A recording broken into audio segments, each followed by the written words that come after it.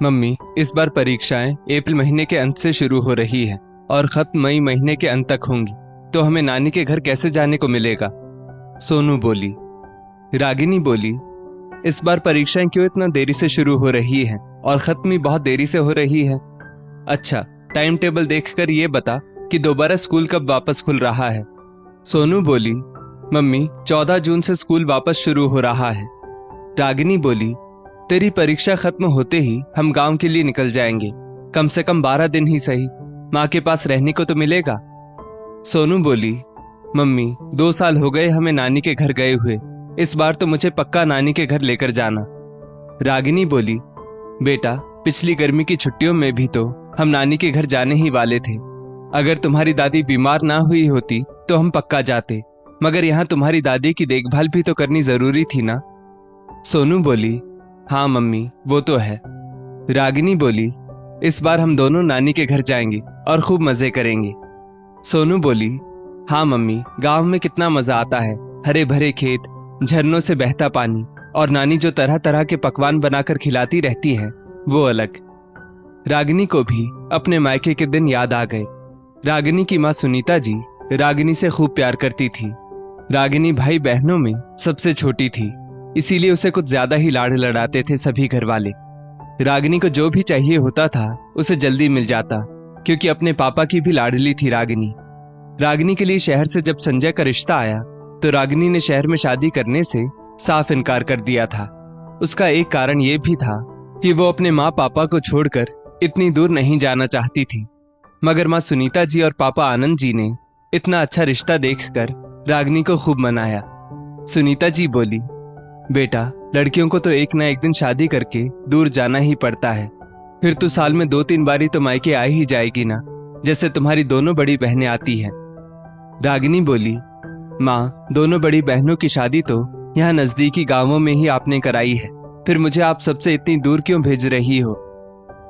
सुनीता जी बोली, बेटा तेरी बड़ी बहनों के पति भी तो सादी नौकरी करते हैं, मगर तेरे लिए जो रिश्ता शहर से आया है वो लड़का सीए है, हमारी रानी बेटी तो वहां राज करेगी। तू तो देख ही रही है तेरी दोनों बड़ी बहनों को, वे दोनों भी तो घर पर कितनी मेहनत करती है।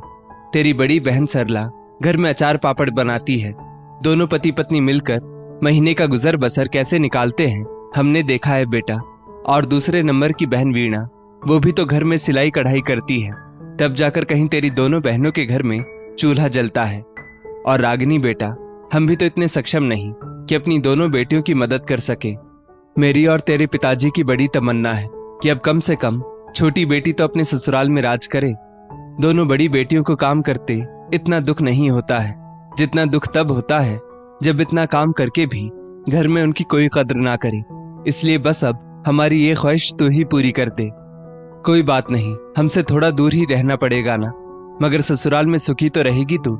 बुआ जी जिस लड़के का तेरे लिए रिश्ता लाई है वे बता रही थी लड़का तो अच्छी नौकरी करता ही है, ऊपर से खानदानी रईस भी हैं वे लोग, घर में नौकर चाकर भी हैं। लड़के की माँ किसी काम को हाथ नहीं लगाती है, सारा काम नौकर ही करते हैं। फिर भला तू सोच, हम जैसे मध्यम वर्गीय परिवार की बेटी को ऐसा घर मिल जाए तो हम इसे तेरी खुशनसीबी समझेंगे बेटा। रागिनी भी सोच विचार में पड़ गई। वो अपनी दोनों बहनों के ससुराल वालों को अच्छी तरह जानती थी। उसने देखा था उसकी दोनों बहनें इतनी मेहनत करती हैं, फिर भी उनके पति उनकी कद्र नहीं करते। यहाँ तक कि बड़ी बहन सरला के पति तो उस पर हाथ भी उठा देते थे। रागिनी ने अपने माँ पापा को देखा था यहाँ अपनी बेटियों के लिए बहुत बार दुखी होते हुए।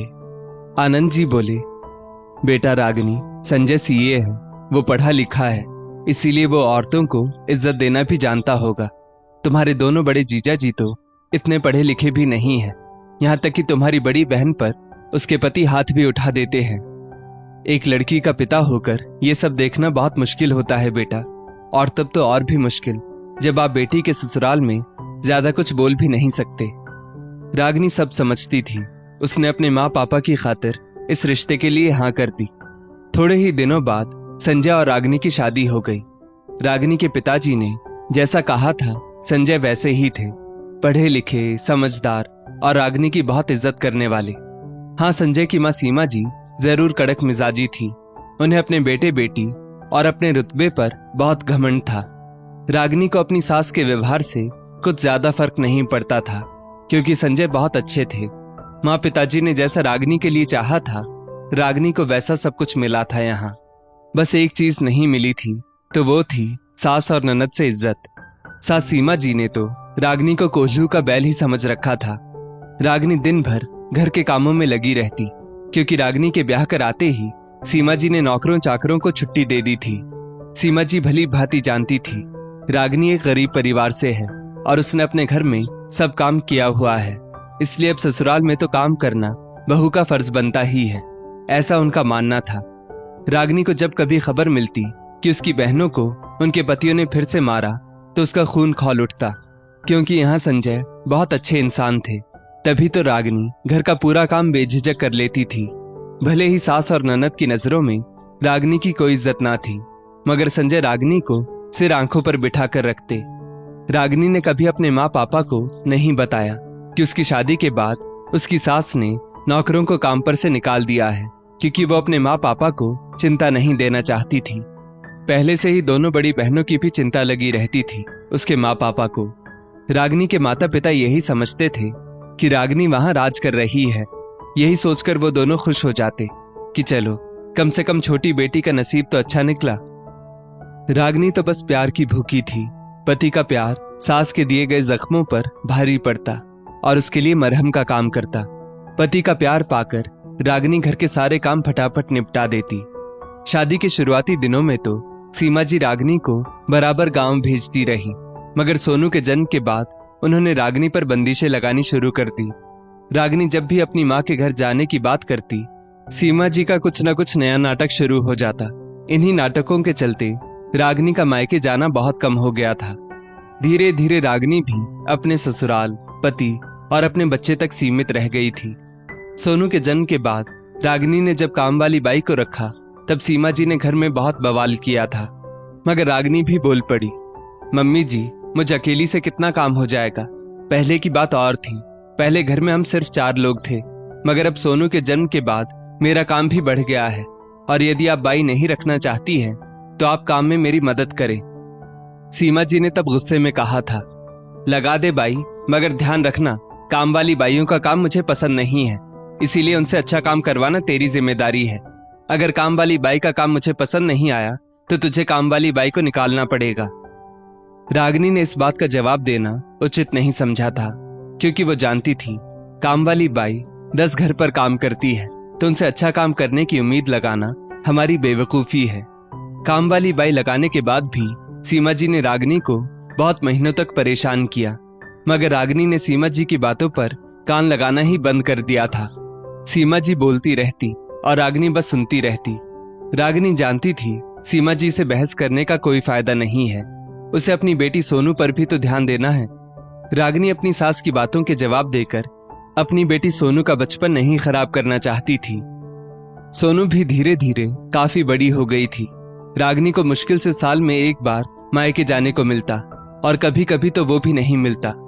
पिछली बार भी तो जब रागिनी के मायके जाने के दिन आए तो उसकी सास सीमा जी ने बिस्तर पकड़ लिया था।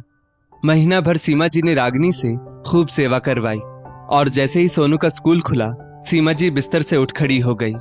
वहां रागिनी के माता पिता भी गर्मी की छुट्टियों में टकटकी लगाए बेटी की राह देखते रहते। रागिनी उन्हें कभी महसूस नहीं होने देती कि उसकी सास के कारण वो मायके नहीं आ पाती है। रागिनी के माँ पिता को लगता शायद शहर में इतनी सुख सुविधाएं पाकर रागिनी का मन यहाँ गांव के घर में नहीं लगता होगा। इस बार 2 साल बाद रागिनी अपने मायके जा रही थी। मायके जाने का सोचकर रागिनी की आंखों में एक चमक थी। माँ पिताजी के साथ बिताए वो सुहाने दिन, भाई बहनों के साथ बीता बचपन, एक लड़की चाहकर भी कभी नहीं भूल सकती। रागिनी मायके की यादों में खोई हुई थी कि सोनू बोली, मम्मी नानी ने जो पिछली बार आम के पापड़ भिजवाए थे वो मुझे बहुत पसंद आए थे, इस बार भी नानी आम के पापड़ बनाएंगी ना? रागिनी मुस्कुराकर बोली, हाँ बेटा, तुम जो भी कहोगी नानी वो तुरंत बना देंगी। मेरी सोनू की इच्छा नानी ने कभी पूरी ना की हो, ऐसा हो सकता है भला? और माँ बेटी दोनों खिलखिला पड़ी। देखते देखते सोनू की परीक्षाएं भी खत्म होने वाली थीं। परीक्षाएं खत्म होने में केवल 2 दिन ही शेष थे। रागिनी संजय से बोली, संजय आज मेरा और सोनू का गांव जाने का टिकट निकाल देना। सीमा जी ने जब ये बात सुनी तो बोली, बहू तुम अपने मायके कैसे जा सकती हो? 2 दिन बाद तुम्हारी ननद वर्षा यहाँ आ रही है। इतने दिनों से सोनू की परीक्षाएं चल रही थी, इसीलिए मैंने उसे सोनू की परीक्षाएं खत्म होने के बाद मायके आने के लिए कहा था। रागिनी बोली, ये तो अच्छी बात है मम्मी जी, वर्षा दीदी यहाँ अपने मायके में रह लेंगी और मैं अपने मायके होकर आती हूँ। सीमा जी बोली, वर्षा के बच्चे तो सोनू की खातिर ही यहाँ आने को तैयार होते हैं, और जब सोनू ही नहीं रहेगी तो वर्षा के बच्चों को यहाँ अच्छा थोड़े ही लगेगा। तुम एक काम करो, तुम बाद में मायके चली जाना, अभी वर्षा आ रही है तो तुम भी यहीं रुक जाओ। रागिनी की आंखों से आंसू छलक आए। पूरे 2 साल होने को आए थे उसे मायके गए हुए, और जब उसके जाने के दिन नजदीक आ गए थे तब उसकी सास का वापस एक नया नाटक शुरू हो गया था। वो अच्छे से जानती थी कि दोनों माँ बेटी को एक काम करने वाली भी तो चाहिए। दोनों माँ बेटी से घर का एक काम नहीं होता था, सिर्फ बैठकर दोनों गप्पे मारती थी। हमेशा यही होता था। वर्षा जब भी मायके आती थी दोनों माँ बेटी बैठकर बातें करते और रागिनी अकेली सभी का चाय नाश्ता और खाना तैयार करती। रागिनी सोचती, एक लड़की के माँ पापा कितने अरमानों से उसकी शादी एक अच्छे घर में करते हैं, मगर वे कहाँ बेटी का नसीब बदल पाते हैं। उन्हें थोड़े ही मालूम होता है जिस नौकर चाकर वाले घर में उनकी बेटी की शादी कराई जा रही है, वहां शादी के बाद उनकी बेटी को ही नौकरानी बना दिया जाता है। माँ पापा सोचते हैं मेरी बेटी राज करेगी, मगर जिस बेटी के नसीब में काम ही लिखा हो वो कहाँ राज कर सकती है। एक बेटी की किस्मत तो उसकी सास लिखती है ना। रागिनी की ननद वर्षा तो यहाँ से 1 घंटे की दूरी पर ही रहती थी। वो जब चाहे मायके आ जा सकती थी, मगर रागिनी का मायका तो इतनी दूर था कि अगर वो ये साल मायके नहीं गई तो वापस 1 साल तक नहीं जा सकती थी, क्योंकि सोनू के स्कूल शुरू हो जाते थे। रागिनी इस बार अटल होकर बोली, मम्मी जी इस बार मायके गए मुझे पूरे 2 साल हो चुके हैं, इसीलिए मैं और सोनू इस बार गांव जाएंगे। सीमा जी बोली, बहू पागल हो गई हो क्या? घर की बेटी घर में आ रही है और घर की बहू जा रही है। रागिनी बोली, मम्मी जी मैं भी किसी के घर की बेटी हूँ। जैसे आपकी बेटी की आप राह देख रही हैं, वैसे मेरी माँ भी मेरी राह देख रही है, और वो भी 2 सालों से। इसलिए इस बार मैं मायके जाकर रहूंगी। संजय बोला, मम्मी रागिनी सही कह रही है। जिस तरह से आप वर्षा के आने से कितनी खुश हैं, उसी तरह रागिनी की माँ भी उसके मायके जाने से कितनी खुश होंगी। आखिर खुशी तो एक माँ की है। आप भला माँ होकर भी ये बात क्यों नहीं समझ रही है? इस बार बेटे के सामने सीमा जी ने चुप रहना ही सही समझा, और वे कुछ बोले बिना अपने कमरे में चली गई। संजय ने रागिनी और सोनू की गांव की टिकट करवा दी और दोनों माँ बेटी गांव के लिए रवाना हो गए। रागिनी बहुत खुश थी कि वो 2 साल बाद अपने मायके की गलियों में वापस जा रही है। रागिनी के माँ पापा भी बहुत खुश थे कि रागिनी इस बार गांव आ रही है। वे बेचारे तो अब भी इसी भ्रम में थे कि उनकी रानी बेटी अपने ससुराल में बहुत खुश है और उसे वहां कोई काम नहीं करना पड़ता है। दोस्तों, अक्सर देखा जाता है कि घर की बेटी के मायके आने से सास की आंखों में चमक आ जाती है, मगर वहीं जब घर की बहू अपने मायके जाती है तो सास की आंखों में गुस्सा या तकरार होती है।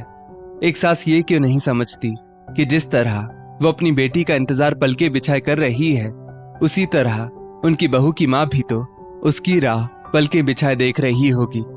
बहू को बस एक काम वाली या नौकरानी बनाकर रखना कहाँ तक उचित है? इस स्टोरी को लेकर आपकी क्या राय है, नीचे कमेंट करके जरूर बताइएगा। और ऐसी ही और भी बेहतरीन वीडियोस के लिए हमारा पेज जरूर फॉलो करें।